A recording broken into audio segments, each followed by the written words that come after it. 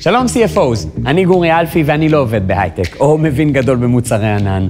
למעשה, משרד המדע הוציא נגדי צו הרחקה מטכנולוגיה.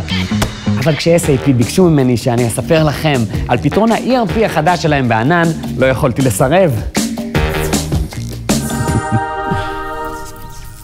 ואני יודע מה אתם חושבים לעצמכם. בואו נאגור ונראה פיצוץ בחליפה, עוד פתרון ERP, ואיזה מבאס זה לקנות משהו שדורש עוד משהו ועוד משהו ועוד משהו, רק כדי שיעבוד כמו שצריך. זה כמו להשיג כרטיס טיסה ב$20, ואז לגלות שזה לא כולל מזוודה, לא כולל טייס, לא כולל כנפיים.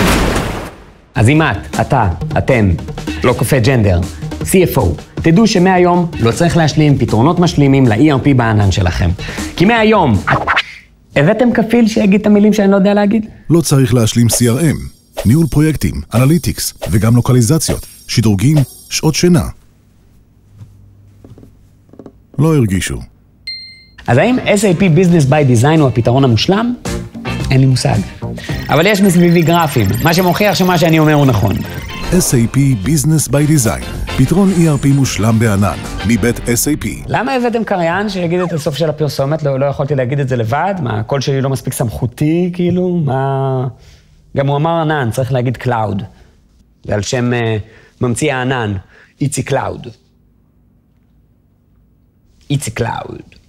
איצי קלאוד. Look, it's a cloud. איזה כיף זה הייטק.